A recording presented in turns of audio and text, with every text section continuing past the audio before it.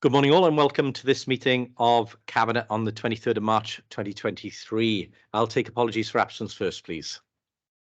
There are no apologies, Leader. Okay, we'll move to disclosures of personal and prejudicial interest. Are there any to declare for any items on the agenda? Councillor Smith.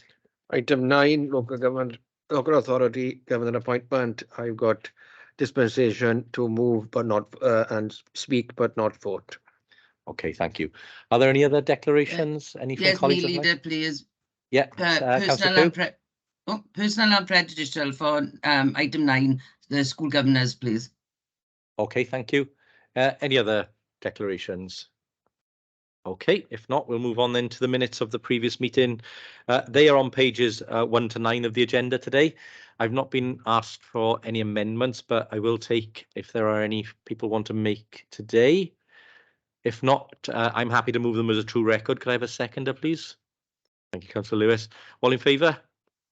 Thank you very much. Those are agreed. We move next to the announcements of Leader of the Council. So I have two announcements today. Firstly, and most importantly, I want to firstly pay our condolences to the person, the resident who lost their life in the terrible explosion in Morriston. That was quite a traumatic event, which rocked a community in Morriston.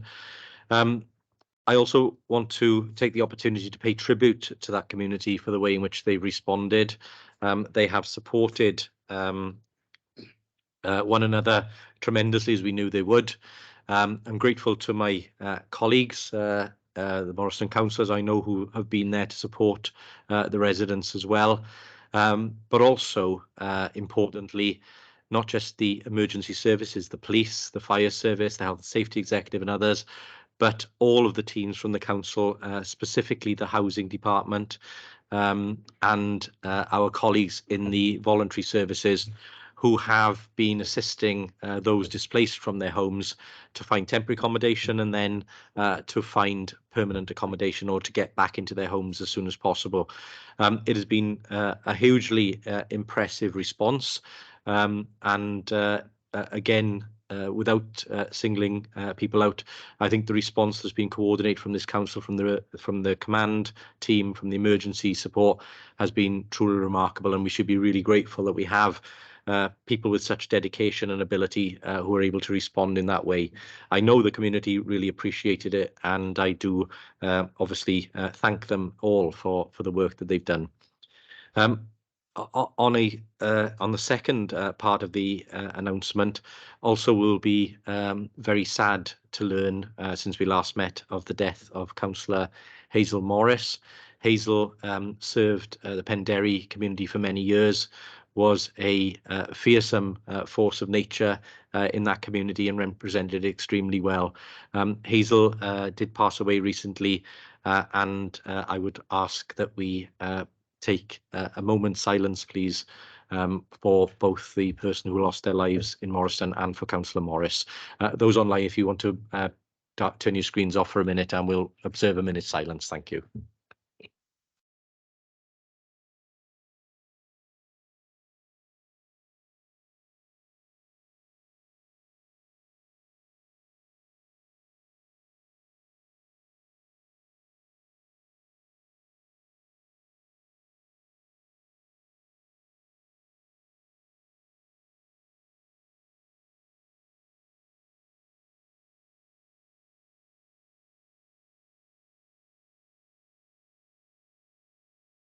Thank you.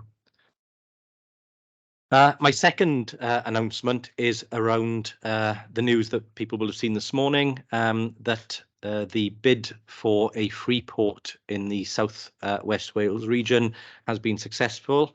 That bid was led by the councils of Neath Talbot and Pembrokeshire, as they have the two deep water ports in our region. It is excellent news that we have a free port being delivered here. It is complementary to the developments that members will already be aware of in terms of a proposed lagoon in the Swansea docks area. And of course, as a region, we have supported our colleagues in East Talbot and Pembrokeshire in the bid that they have made. So very grateful to see that £26 million investment being made by both, being made by the UK government, but supported by the Welsh government. And we will do all we can to make sure that the Freeport establishment becomes a success and benefits Swansea residents as well as those residents in the wider region. So again, a very good result for this region again this morning. That concludes my announcements. And sorry, Councillor Francis Davis. Thank you, Leader. It would be remiss not to be associated with your comments on the disaster in Morriston, and I'd like to congratulate the people of Morriston coming together, the officers, all the services who have been remarkable in the work that they've carried out. And I know the work that you in particular and Councillor Andrew Lewis immediately responded as soon as you knew to help where we can. And our hearts go out to all the family and friends in that. On your second comment, Leader, on the Freeport, I think it's absolutely brilliant news for the Swansea Bay City region. I think this will give great opportunities for the people in that region. People don't recognise boundaries or any improvement to the Neath Talbot area and down in Pembroke, the deep sea ports. It's natural that they are perfectly placed. And I'd like to congratulate you, Leader, as the chair of the Swansea Bay City region, and the work that you put in of bringing all authorities together. It's never easy, but I think as a Swansea Bay City region, I think you've shown by example of working together what difference it makes out of the original city deal. All the projects are being delivered on time. I don't think there's any other city region that have, or any region have done that, and congratulate you for your work in achieving this. Yeah, thank you, Councillor Francis Davis. I think, look, certainly on the city deal, we are the only region anywhere to have all of its projects fully approved and in delivery. My role as chair is just to make sure that everybody gets the opportunity to succeed. And again, I congratulate the leaders of MPT and Pembrokeshire for the work they've done together with the lead officers to make sure that the Freeport bid was successful. And it doesn't matter. You're quite right. It doesn't matter where in the region we're successful. If we're successful, everybody benefits. So glad to see the money coming to this part of the world. Okay, we will move on now then to public question time. Are there any members of the public? There are no questions. Okay, thank you. On to councillor question time. Are there any councillors who wish to ask questions today? If not, then can I welcome Councillor Peter Black as chair of the scrutiny committee to provide the pre-decision scrutiny feedback on the national 20-mile-per-hour default speed limits. Councillor Black. Thank you, Chair. Thank you very much indeed. We have circulated the letter, but I'll just go through a couple of points, if I may. First of all, this is a good example, I think, of scrutiny actually looking forward and contributing to the policy process, which I think is an important role in scrutiny. But the committee had a very, very thorough session listening to officers, virtually turned into a seminar at times, I think. But we're happy that the department has a sound grasp of the situation and preparations are well underway to fulfil the council's obligations. There were a couple of points. First of all, obviously we're dependent on the Welsh Government coming up with a £2.9 million grant, and obviously we just want to flag up if that bid should not be met in full, then that may well lead to further obligations on the council's finances, which I think is worth noting and worth taking into account. Secondly, and this is a widespread concern, I think, throughout the city in terms of enforcement of this. Obviously, this is all about behavioural change. It may take some time to achieve, but some members of the committee were concerned that introducing 20 mile per hour across the whole city, how we would enforce that, how we make sure people comply with that. I suppose we can just test it and see how it works out. There was a lot of concern, I think, about the situation around schools. A number of schools don't have physical calming measures in place, but they do have signposts, they do have roundels on the road 20 miles per hour, and we understand that the Welsh Government require us to remove those. The committee felt strongly that we should make representations to retain those where we could, because we felt that would add to the safety issues around schools, and it just didn't make sense to remove signage which was compliant with the new regime, where that would actually add to the safety of school pupils going to school. And we felt that should be. We hope that you can make representations along those lines. And finally, the issue of communication. I think obviously this is going to be a sort of all at once in September, and we feel that there's a need to maybe, although we're relying on the Welsh Government's communication strategy, we do think the council should also do what it can to get that to communicate the changes to the public so that they're aware, and also that local councillors should be kept informed as much as possible of any works in their area with some advance notice, so that they can also talk to their residents and explain what's going on there as well. So that's basically what the committee and the views of the committee and the thoughts we had on this particular policy. Thank you for giving me that. No problem at all. Thank you, Councillor Black, and can I thank you and the committee for the work you've done, but I'll pass over to Councillor Stevens to give a formal response. Yeah, thank you, Chair. And yeah, thank you, Councillor Black, for the feedback and comments from the Scrutiny Committee. I thought you chaired the meeting exceptionally well, and it was certainly a useful and helpful discussion with valuable input from members of the panel. I know I'm very grateful for the committee's recommendations, which, to be honest, are in line with our thinking, and the representations that we have already made to Welsh Government are something we've been actively pursuing as a way forward. Just to come back on your point of funding, it's certainly worth noting, but I think given this a Welsh Government-led initiative, that we should expect them to pay for implementation of the scheme. I know I certainly wouldn't want to be in a position to see road infrastructure schemes impacted because of a legislation change coming from national government. But thank you for input. Yeah, thank you for that. Okay, we'll now move then to agenda item 8, which is the report on the national 20 mile per hour default speed limit. So I'll go back to Councillor Stevens. Okay, yeah, thank you, Chair. The report advises members on the proposal to make the national default speed limit on restricted roads 20 mile an hour, and details those roads which will be advertised to stay at 30.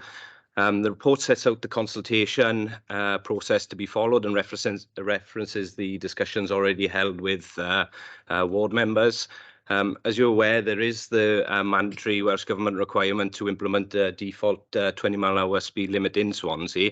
It's all Wales legislation that was passed with cross-party support in the Senedd back in July, and it will come into effect on the 17th of September. No doubt we all agree on the safety benefits of 20 mile an hour over 30 in built-up areas. A Welsh Government Task Force group report actually found overwhelming evidence that over more than 2 decades that lower speeds result in fewer and less severe collisions. The evidence suggests pedestrians are 5 times more likely to be killed if hit by a vehicle driven at 30 compared with 20. Welsh Government, in passing the legislation, have noted that 20 mile an hour might not be suitable for all roads, and have invited local authorities to consider the roads which may be appropriate to remain at 30, providing there's strong evidence to support the change. As I said in scrutiny, I have no doubt that the legislation change is certainly well intentioned in terms of ensuring we have a safe road network. But we will need to look to Welsh Government to ensure adequate funding is provided to cover any additional pressures on the authority. So scrutiny made some excellent points, in particular around signage, similar points that many of us have already made, and I'd welcome Welsh Government re-looking at legislation around street signage that comes along with the change. I do want to place on record my thanks to Alan Ferris and our entire road safety team for the huge amount of work they've put into the report to ensure we're able to address the impacts of the Welsh Government legislation, but also do what we can to keep the city moving via exemptions. So with that, Chair, I have no further comments to add to the report, and I move the report. Thank you, Councillor Stevens. I'm happy to second the report, and just to emphasise what you said. Yes, I think we all want safer streets for our children, and we all want to see traffic slowed in the streets that we live in. We're not always as concerned when we're traveling to where we want to get to, though, and I think that will be some of the challenges around implementation. But certainly, this authority had already made great strides in terms of placing 20-mile-per-hour zones around schools so that we keep our children safe, and we don't want to see the infrastructure that's around those areas degraded as we move towards a broader 20-mile-per-hour approach. And you are right, we have raised some concerns around how best to implement this policy with Welsh Government, and we're continuing with those discussions. So hopefully they will see a positive implementation of this. But it will require generational change, as I think the Minister has said. Many decades ago, people were resistant to wearing seatbelts. It's now the norm, and I think those sort of safety measures do take time for people to adjust. Okay, is there anybody who wishes to make any comments on this? If not, the report has been moved and seconded. Can I ask Mr. Evans to launch the vote, please? Thank you, Leader. The vote has been launched.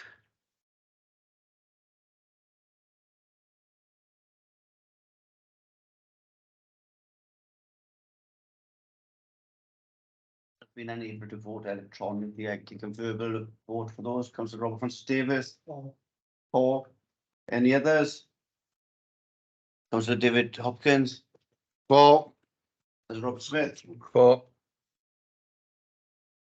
That makes it unanimous, Leader. Thank you. Thank you very much, colleagues. Okay, I'll just wait a second for Councillor Pugh to leave, because we're moving on to local government appointments. Thank you, Councillor Black. Okay, we'll move then to item 9, local governor appointments. Councillor Smith. Yes, thank you, Leader. Happy to move the report. We know the important role that school governors play in our education system, discussing it in CDC yesterday, and I'm thankful for the people that have volunteered to serve as local authority governor. So I would move the report. Okay, thank you, Councillor Smith. I'm happy to move the recommendation on page 27 there. Any other contributions? If not, again, Mr. Evans, if we can move to the vote. Thank you, Leader. The vote has been launched.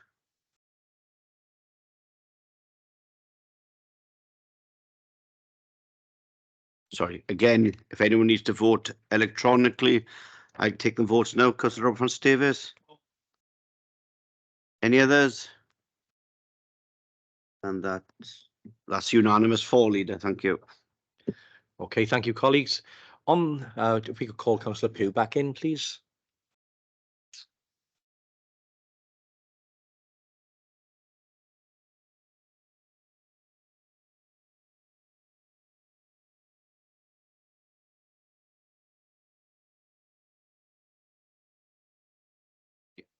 Okay, thank you, colleagues. All right, we'll move then to item 10, which is the Q3 2022-23 performance monitoring report. Councillor Hopkin. Yeah, thanks, Leader.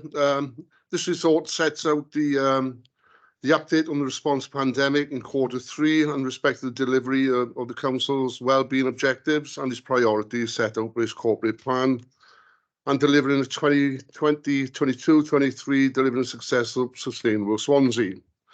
Don't want to intend to go through the report. There are 2 recommendations that are on page 33. But what I would like to highlight at 2.23, despite the ongoing impacts of the pandemic, Q3 has 19 indicators showing improving or maintaining performance and the trend to the same period of last year. Some of these improvements are a timely recording statutory visits to Children and Child Protection Register. When compared to the same period last year, there's certainly some, and that is also with the ongoing social care recruitment crisis. There's also an improvement in pupil attendance, and schools attendance has still remained low, but compared to the same period pre-pandemic, when you look at the overall picture throughout Wales, I think this is one of the comparatives that we still can measure. And I think we're about 6 throughout Wales on our attendance. So moving in the right direction. I'm quite happy that, that's something I think we do need to highlight. Also, this year we've seen more apprentices across the authority, and I think that shows an indication of a commitment to ensuring that the safeguarding of this authority going forward with the employment and trying to get more and more people employed and trying to retain them throughout the authority. Also, we've seen a 12% increase in number of projects that bring social benefits with our social, beyond bricks and mortar. And I think it's only right to highlight some of them, but also I don't want to go through any more because I know that would have thought lots of our own cabinet members here today would want to highlight some of the good work, particularly across the employability support and that we've done the welfare rights team. So I've got nothing to add to the report. I'm happy to move the 2 recommendations on page 33, but I think it is an improving picture, certainly as an authority, but when we consider where we've been and where we are. So happy to move the report.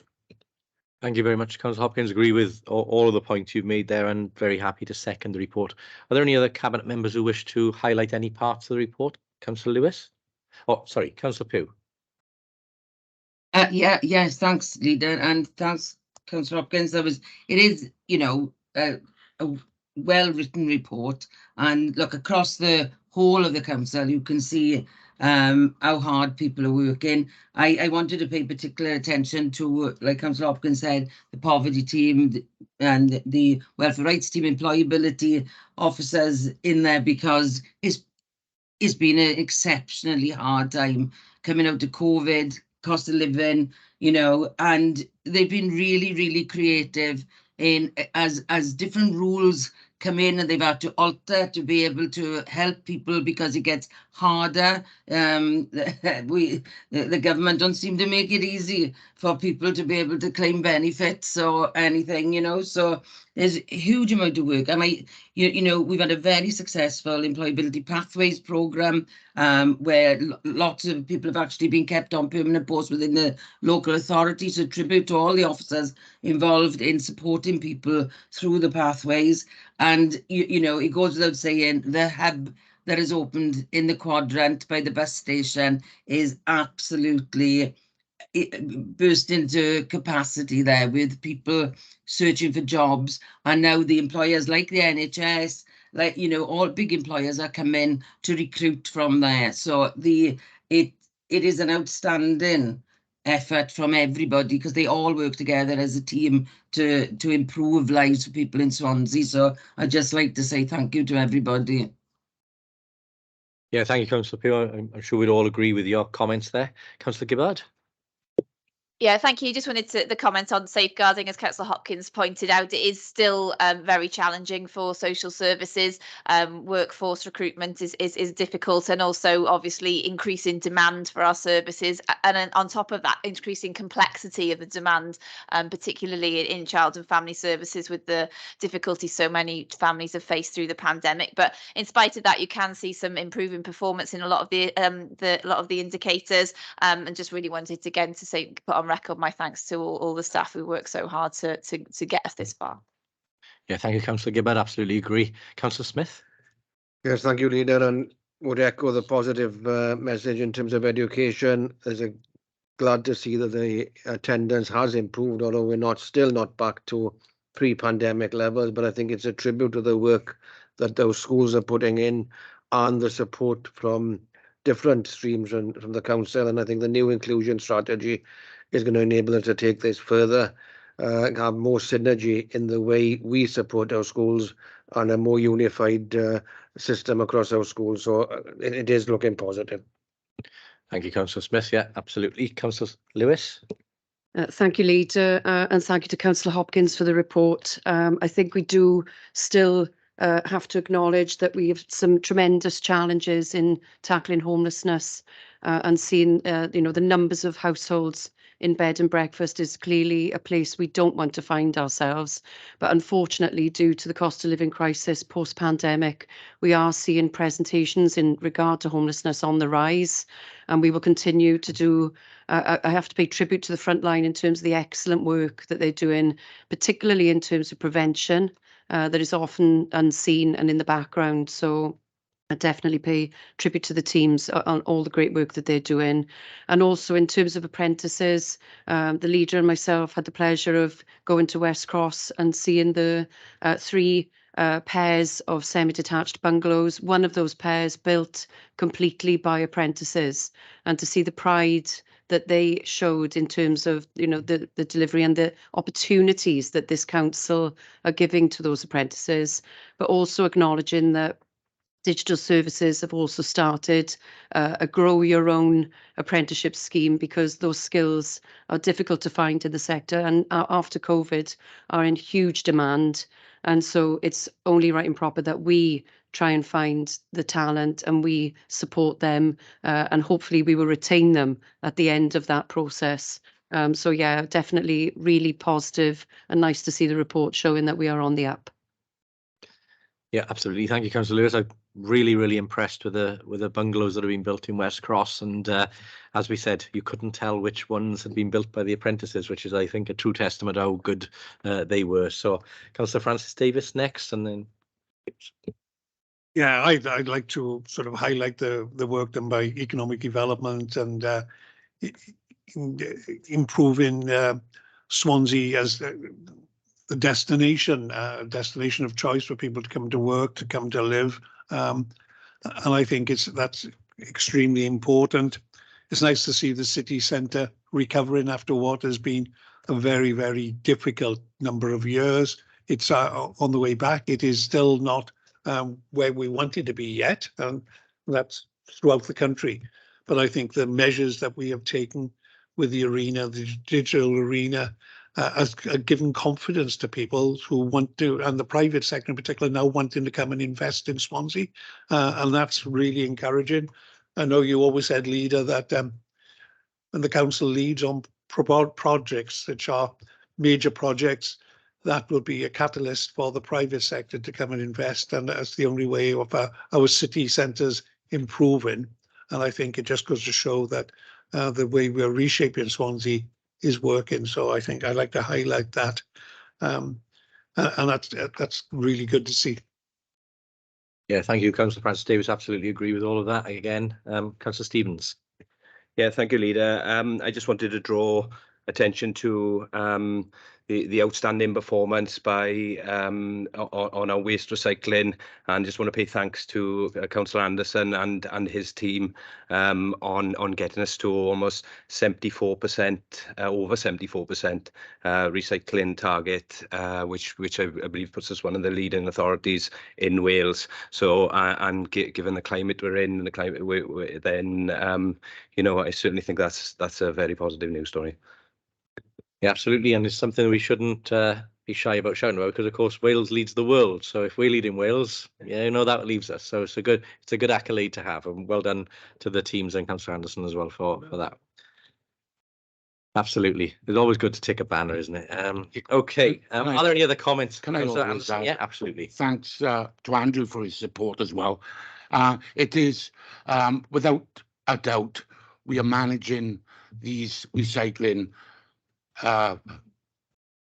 limits of the good work of the officers, but I'd like to pay tribute as well to our operatives who go beyond the point where they work well and to achieve these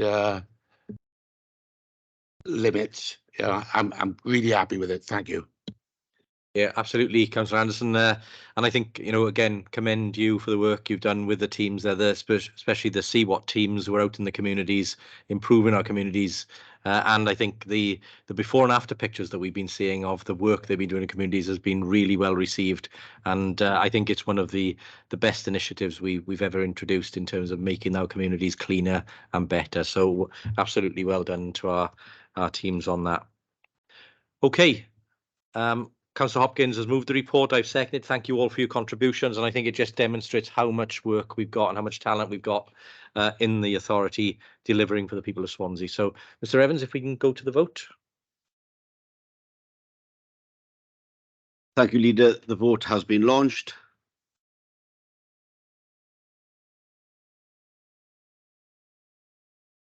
Are there any that have been unable to vote? Councillor Arfon Davies? And that's unanimous then. Thank you. Thank you, colleagues. On to item 12, which is the building capital maintenance report for the forthcoming year. Item 11, have I dropped a report? Have I? Apologies. I have apologies. I turned 2 pages. Disabled Facilities Improvement Grant 23-24. Councillor Lewis.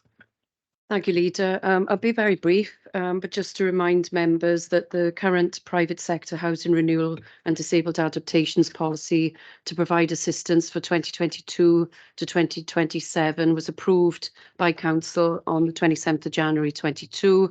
The Disabled Facility Grants and Improvement Grant budget for 23-24 of £5.2 million was approved by Council on the 2nd of March 2023.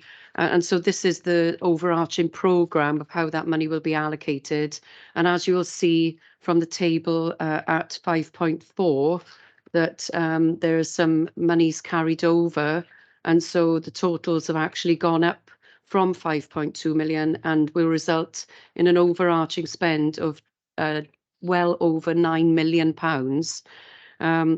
So just to give a little bit of outline, the disabled facility grants, the larger grants, of course, will be covered by the budget, but this council decided to remove the means test for the fast track adaptations and the small to medium adaptations. And so it's right and proper that we have £5.325 million allocated, anticipating that we will see an increase in interest because we've removed the means test.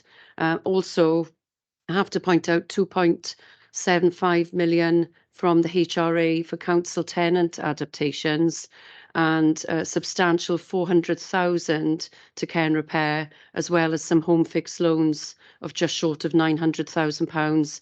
All of this will enable people to live comfortably, independently in their homes for much longer. And I'm pleased to say this council continues significant investment in that approach, and long may that continue. So happy to move the report, happy to take any questions. Yeah, absolutely right, Councillor Lewis. And keeping people living independently is the right thing to do. It's what residents want, but also it removes pressures from our social services in terms of, we know that if people do end up going into hospital because they can't live independently, they end up then back in care, which is not the best outcome for them at all.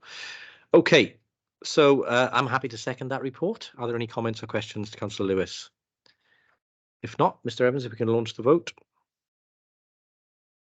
Thank you, Leader. The vote has been launched.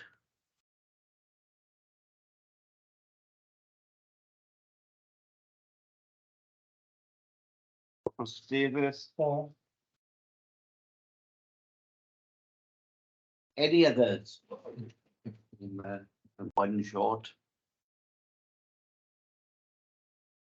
No. Okay. And one vote down then, right? Sorry, and one vote down. Do you want us to re-vote? Because I've definitely voted out. Yeah, you can vote again if you haven't before I close it. There you are, that's it. I haven't pressed the button. Thank you, that's unanimous for. Embarrassing, the chair had not pressed the button. Okay, so there we go. My first day with technology is okay. Okay, we'll move to item 12, which is the Building Capital Maintenance Programme report for 23-24.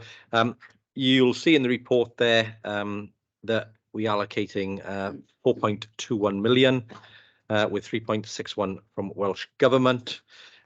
If you go to Appendix A, there is a list of outputs from that in terms of how that investment will be spent. And as you'll see, it goes towards a number of upgrades in our schools and other buildings. I want to place on record my thanks to Councillor Lewis and Councillor Smith for their input into this report and for Building Services in helping pull that capital maintenance programme together. So very pleased to bring this additional investment of nearly £8 million for our schools and other buildings. Councillor Lewis. Thank you, Leader. Nothing to add. I'm very happy to second this report and this investment. Councillor Smith. Yes, just want to echo that and note that this is a significant investment in our school facilities over and above the new school programs and everything else we are putting into our schools, and it shows the priorities of this administration. So very happy to support this report. Thank you all very much. Are there any other comments? If not, the report has been moved and seconded. So, Mr. Evans, if we can go to the vote. Thank you, Leader. The vote has been launched. Councillor Robertson-Davies, how do you wish to vote?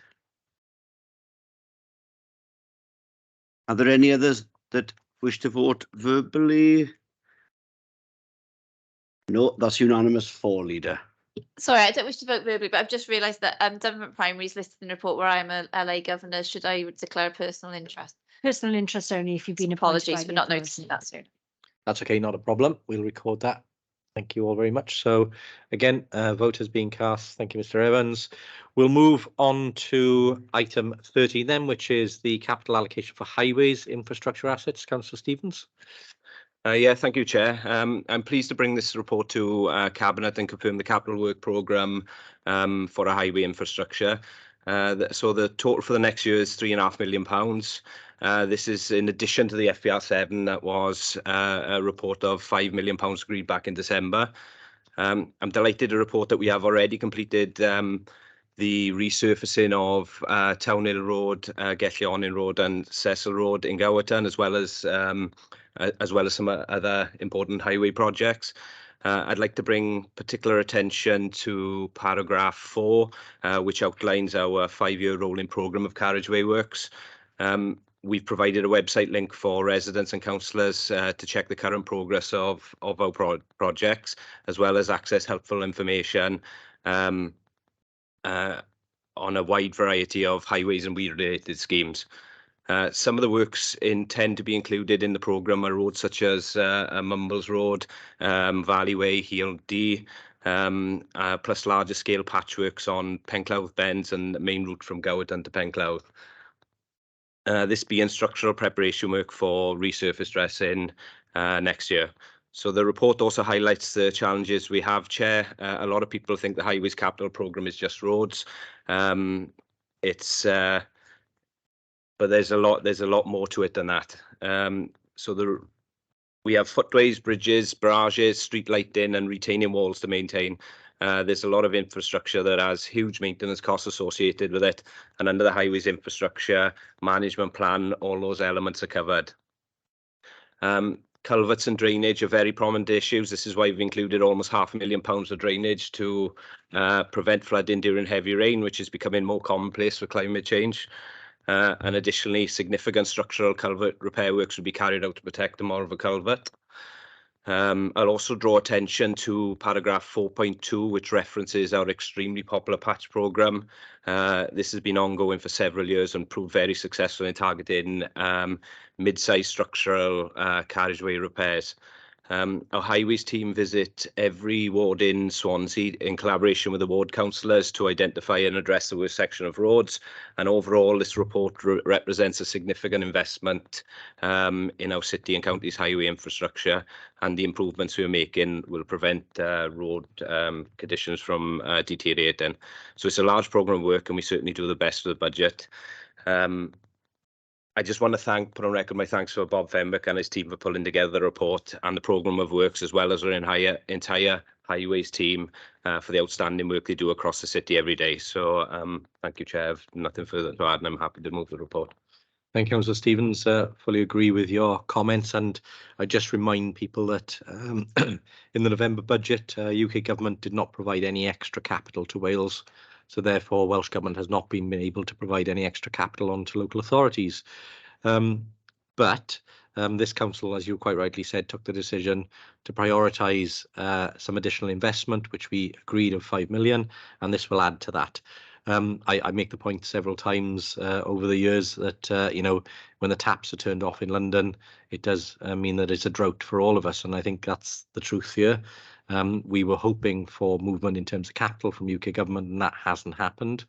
But we will continue to lobby them because, of course, they are the receivers of the car tax and other fees and charges that motorists pay, not the local councils. But we have to pick up the bills for the roads. So I think we quite rightly should continue to lobby them for more investment, because we're happy to do more work on the roads if we get the money, clearly. So with that, I'm happy to second.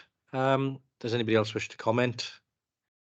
If not, can we go to the vote, please, Mr. Evans? The vote has been launched, Leader. Anybody wishing to vote verbally? Councillor Robertson-Davies. For anyone else? Just sorry. Yeah. It's unanimous for it is. Thank you.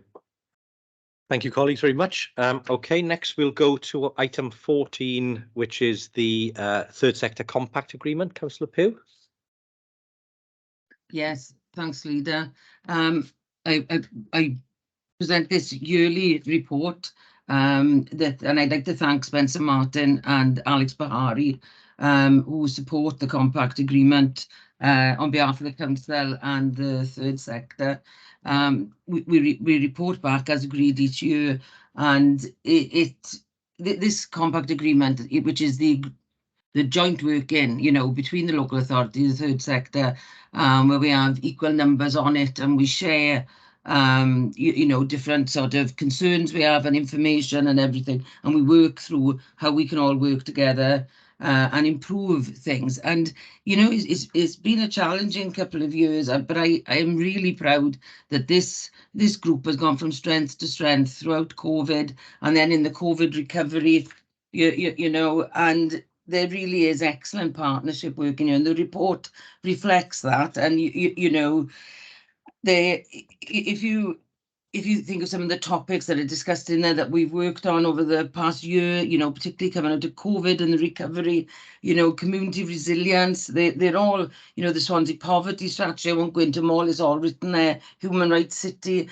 And I'm really proud of the grant panel, the panel that we have, that we share, and we work together within, say, the poverty team and SEVS representatives.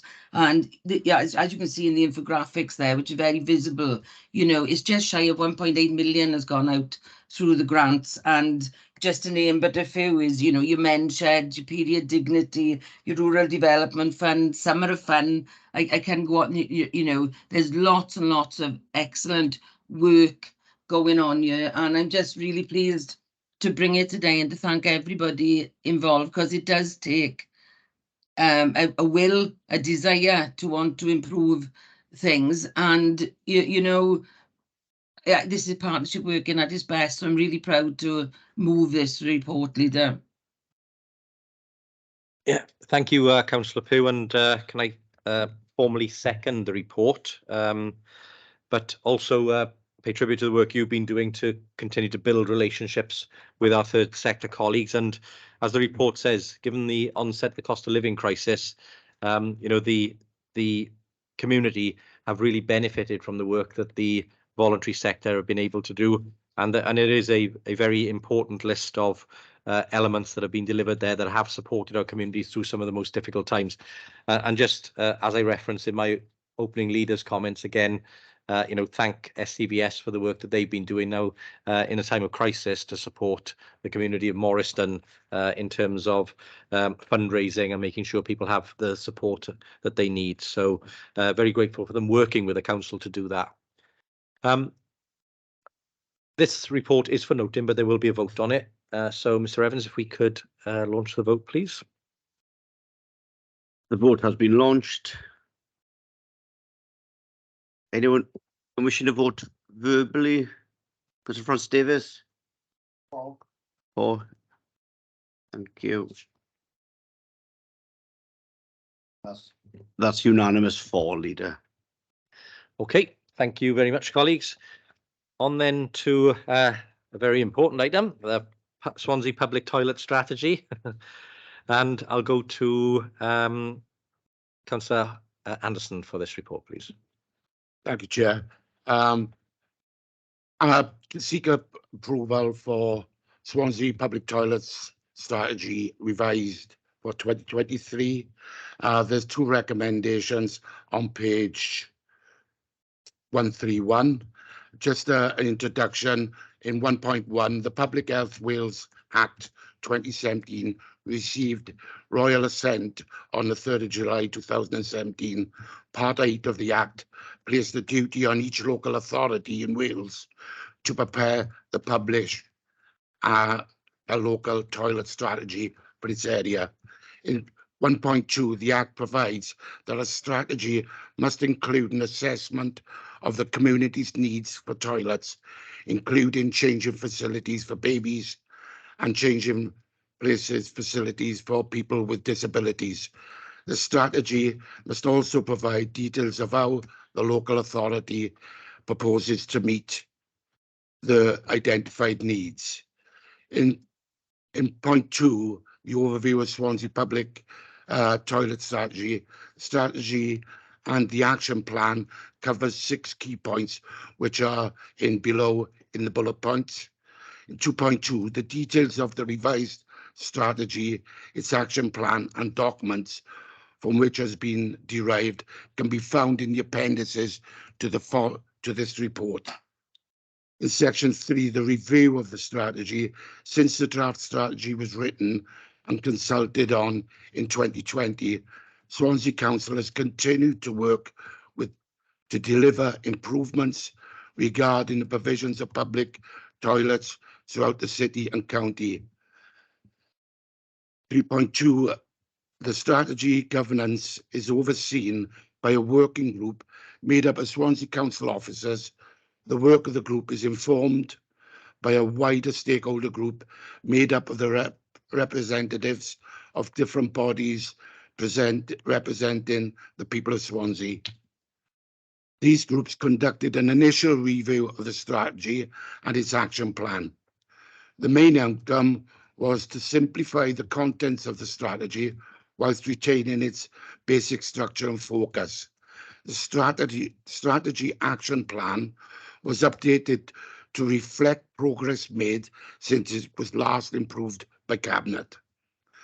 The revised documents were then submitted for a public consultation, which took place between the 21st of November and the 18th of December 22, the results of which can be found in Appendix D. Following the public consultation, further amendments were made to the strategy action plan. In section 4, the Council is subject to the Equalities Act, Public Sector Equality Duty and Socio-Economic Duty, the Wellbeing Future Generations Act of 2015, and the Welsh Language measures, and must, in the exercise of the functions, have due regard to the following bullet points, all the way down to 4.4. A copy of the IRA screening confirmation that is full IIA is not required and can be found in appendix to this report. There are no financial commitments within this strategy, and this strategy will ensure that the Council is compliant with the reliant parts of Part 8 Public Health Act Wales 2017. Can I also add, Chair, it is great to see that this council have invested thousands of pounds into upgrading our toilets, especially for children and our disabled people. So I would like to recommend this to the Cabinet.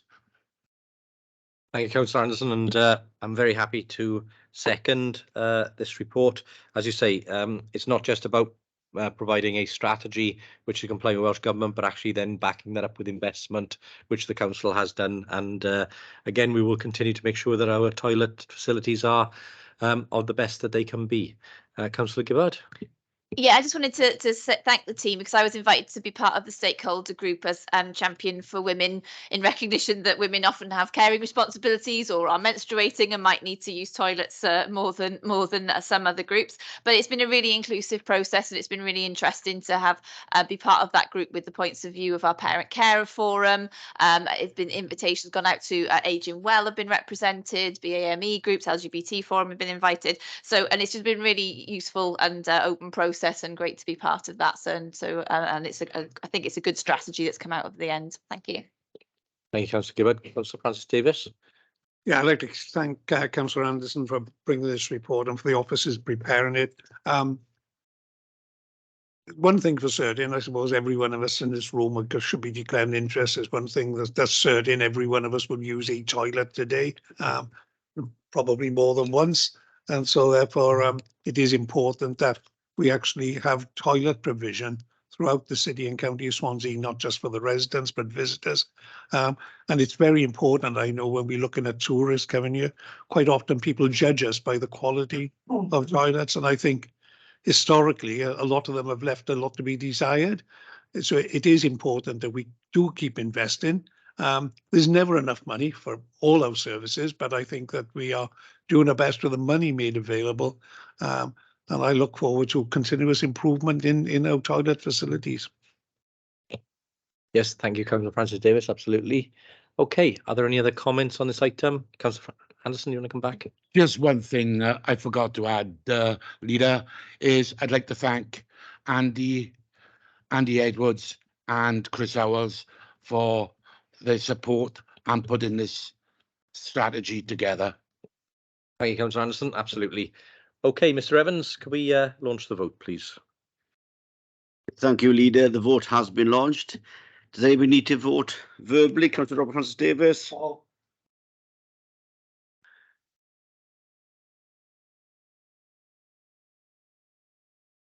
I'm still one vote short. That's unanimous for, Leader. Okay, thank you very much. We'll go then to item 16 next, National Empty Home Strategy 23-25. Councillor Lewis. Thank you, Leader.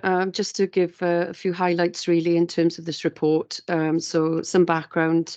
Welsh Government's National Empty Homes Grant Scheme proposed for 23-24 and 24-25. The scheme's objective is to provide financial assistance and incentive to assist those longer term empty properties and bring them back into use. Clearly that is something that we would be supportive of, I hope, today. The council were asked on the 17th of November 2022 to participate in the scheme. We were asked by the Welsh Government Minister Julie James and to agree a match funding contribution of 10%. A maximum of £25,000 could be available for each household. But I will highlight point 3, which refers to local connections in Gower. Due to the lack of affordable homes in a number of coastal local authorities in Wales, the scheme provides the flexibility for local authorities to include local connections criteria, and that criteria is outlined at 3.2. For Swansea, there are 1,701 empty properties reported in 22-23.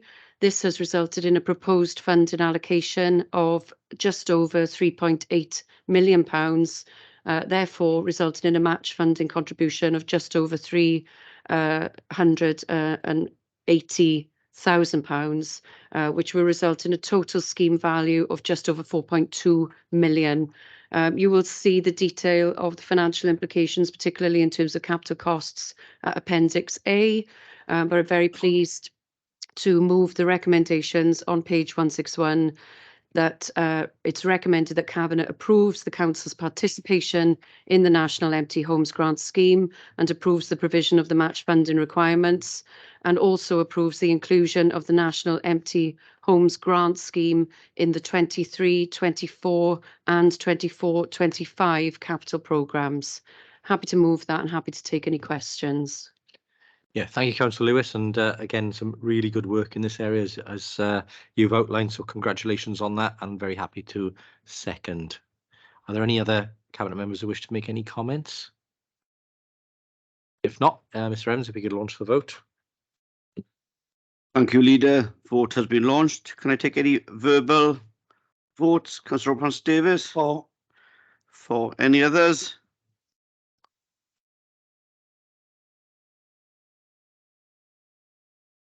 And that's unanimous for, Leader. Okay, thank you. And then on to our next item, which is the FPR7 report, Welsh Government Transforming Towns Placemaking Grant. Councillor Francis Davis. Yeah, I have pleasure in moving this FPR7 report. That's the financial procedure rule number 7. You see the recommendations, 3 recommendations on the front page. The placemaking grant we used exceptionally well in previous years. We've been allocated 7.48 million for the next 3 financial years, 1 million for 22-23, 3.24 for 23-24. And I welcome this. Placemaking program includes grant support. You see the areas in which it can be used: residential units in town centres, commercial property improvement grants, green infrastructure, public realms, strategic acquisition, town centre markets, town centre meanwhile uses, and external trading support, up frontage, enveloping schemes, digital towns, active travel, toilet provision and recreation facilities. I think everybody's seen the improvements where we've used it previously.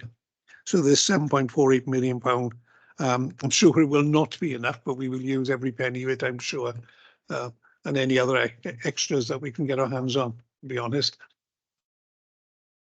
Yeah. So I move that. You see the financial implications on page 173, 174. It's self-explanatory, the report, so happy to move. Yeah, thank you, Councillor Francis Davis. Happy to second. And as you said, it's this is just the part of the funding that it unlocks, because obviously it draws in further private investment and helps with the regeneration of the city and the county, and then starts to help create jobs and opportunities. So absolutely important. Thank you for that. Are there any comments or questions from any members? If not, Mr Evans, we go to the vote again, please. Thank you. The vote has been launched. Can I take any verbal votes? Councillor Francis Davis? For. Are there any others?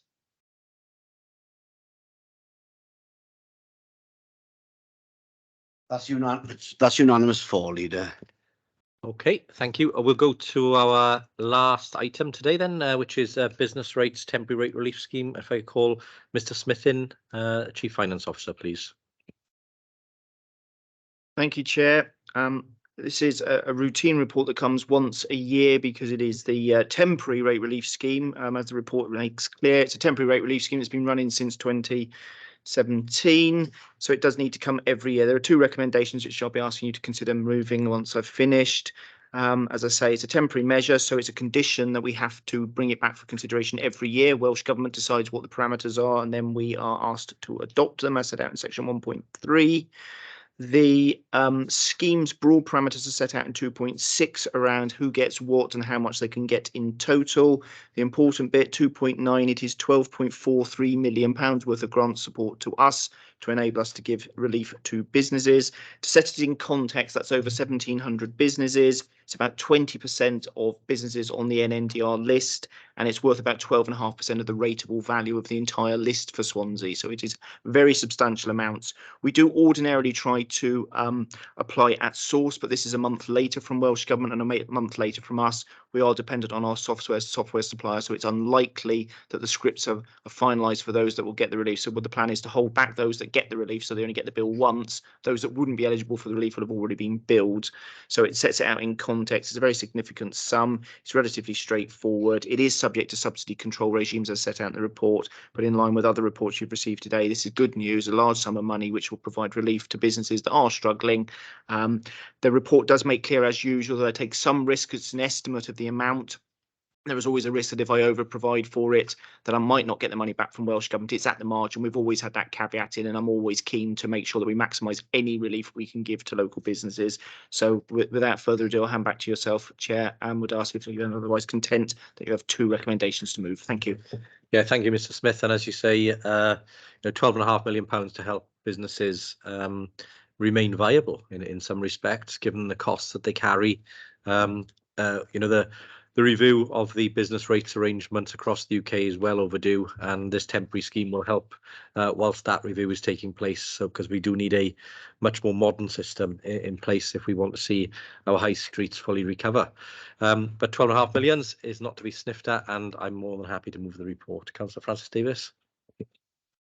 Yeah, as you know, Leader, I'm not the most avid reader of social media, and I know you read it just a little bit more than I do, but when I look at social media, the criticism often that I read is the council need to do something about the rates and the rents in the city centre. Well, number one, we don't set the rent and we don't set the rates. We collect them, but it's a misconception, I think, by the people who contribute to the social media. Think now we want to see a thriving city centre like everybody else does, and one of the things that people most complain about in business is the amount of rates payable and the national non-domestic rates. Now, that was set with what the property would have brought in the open market in rent at a given period. The trouble is, government have not gone and looked at that and looked at it. And I'm sure if you lived in the cantons of Switzerland or the Landers in Germany, the people there are probably saying exactly the same as the people are about the rate system in the United Kingdom. But they are struggling, people in our centres, on the amount of rates that are being collected. The city centres are not the same. One got to look at the amount of rents that one can bring in now as a percentage of the business to what they were years ago when these business rates were set. So I welcome this thing. It's a large amount, £12.5 million. I would like to thank Ben really for bringing this report, but at the same time, it's a two-edged sword. The amount of work for his department now is going to be considerable. It says in the report the amount of businesses that would qualify for this, and we want to encourage everybody to apply for this amount. Even if it's borderline, whether they think they get it, they should be applying for it to make sure that they get this money, because that money can sometimes make that business, be secure or lose those businesses. So I would encourage the people of Swansea to use their city centre, the businesses to apply for this rate relief. I wish Mr. Smith well with his department in actually having to deal with every inquiry that comes in. It has been onerous time right throughout COVID. The amount of extra work they've had has been, enormous amount. So really, really pleased to say this. You know yourself, Leader, when we talk to the businesses in Swansea, one of the biggest problems they talk about is the business rates. I just wish that we had the power to actually not have to collect so much of them. Indeed, Mr. Smith, do you want to come back? I'd echo everything that Councillor Robert Francis Davis has said, and businesses do indicate how much of a enormous fixed cost drain it is. Everything he said is absolutely right in terms of the burden. We are merely the tax collector on this.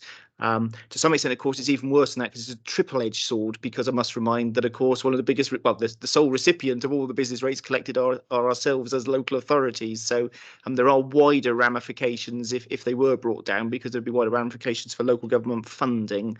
It is also the case in Wales that there has been a recent revaluation exercise of the non-domestic rating list, which should address some of those matters. But as with all of these things, there will be cliff edge winners and losers, and then a transitional relief scheme. And the bit I should have also added, which picks up on the the councillor's point, which is around it is a national scheme and therefore we can only apply it locally. We do try to maximise our discretions, but it also in the list rules in who is allowed and who is not, because often we do get complaints from individual businesses, understandably so, why don't I qualify? And for some of them, it's very, very clear as to why they don't qualify. If there's any opportunity for me to liberally interpret, because the duty is written on me, I will so liberally interpret.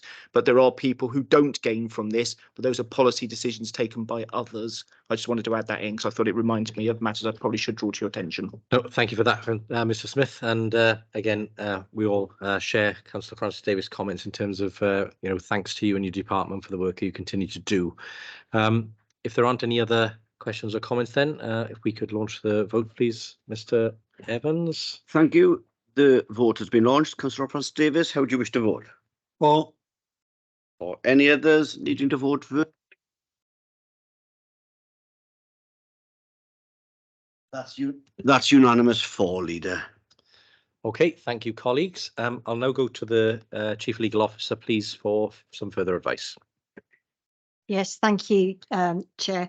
We do have an urgent item that's been added to the agenda. Before we consider that urgent item, we do need to consider whether or not the public should be excluded from consideration of that agenda item.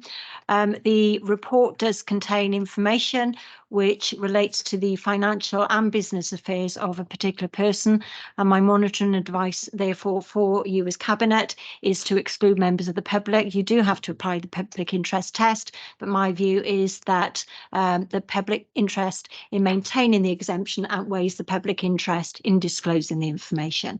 So I would ask you to vote on whether or not to exclude the public from the remaining agenda item. Okay, we've had very clear advice from the Chief Legal Officer. Is everybody happy to go into private session? Yep. Thank you very much. That's unanimous. Okay, we'll just wait for Mr. Evans to halt the recording.